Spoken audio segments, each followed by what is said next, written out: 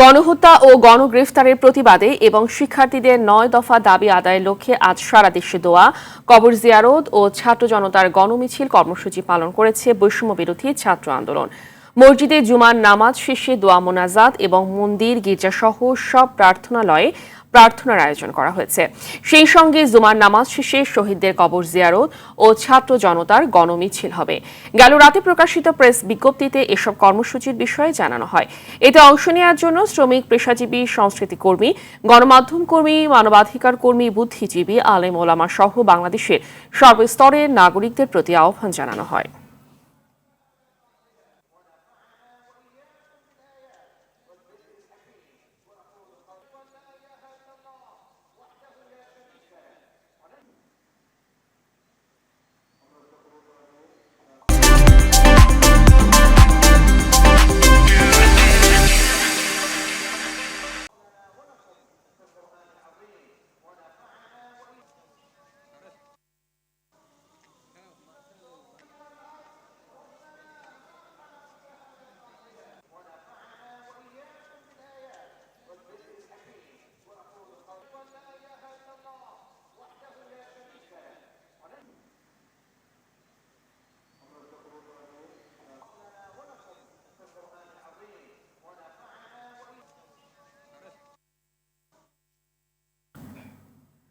দর্শক, আমাদের সহকর্মী শরীয়ত খান রয়েছেন রাজধানীর সায়েন্স ল্যাব এলাকায়। সেখানের পরিস্থিতি জানাতে সরাসরি যোগ দিচ্ছেন তিনি। শরীয়ত, বৈষম্য বিরোধী ছাত্র আন্দোলনকারীদের কর্মসূচি ঘিরে সায়েন্স ল্যাব এলাকায় কি ধরনের পরিস্থিতি দেখছেন?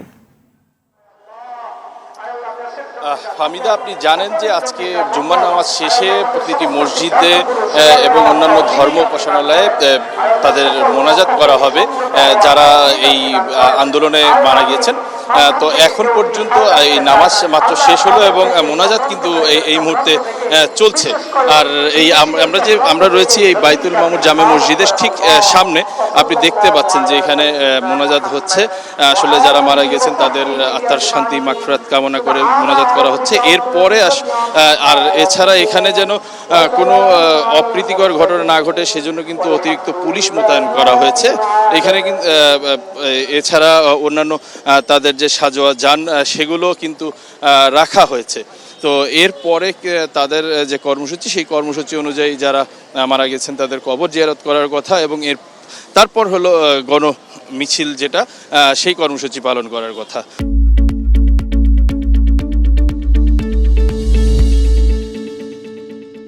তো এই মুহূর্তে আমরা দেখতে পাচ্ছি যে মোনাজাত শেষ হলো, দোয়া শেষ হলো। এখন সব মুসল্লিরা বের হচ্ছেন এবং তারা কিন্তু কিছুটা স্লোগান দিচ্ছেন।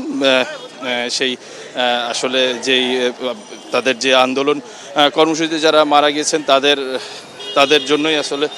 আর যে পুলিশ বাহিনী সবাই রয়েছেন এখানে, যেন তারা সেই তাদেরকে একটি এলাকার মধ্যে আসলে যেন তারা তাদের কর্মসূচি শেষ করে, সেজন্য। তো আমরা দেখতে পাচ্ছি এই মুহূর্তে তারা আসলে মিছিল আকারে তারা সামনের দিকে অগ্রসর হচ্ছেন, শাহবাগের দিকে অগ্রসর হচ্ছেন। তো দেখতে পাচ্ছেন আপনি এখন যে তারা শান্তিপূর্ণভাবে যাচ্ছে এবং পুলিশ কিন্তু এখন পর্যন্ত তাদেরকে কোনো বাধা দিচ্ছেন না এবং তারা তাদেরকে কর্মসূচি আপাতত পালন করতে দিচ্ছেন। তো এই মুহূর্তে এখানে তেমন কোনো পরিস্থিতি দেখা যায়নি এবং এখন পর্যন্ত আমরা দেখতে পাচ্ছি যে সব কিছু এখানে এখনো শান্ত রয়েছে। ফাহমিদা।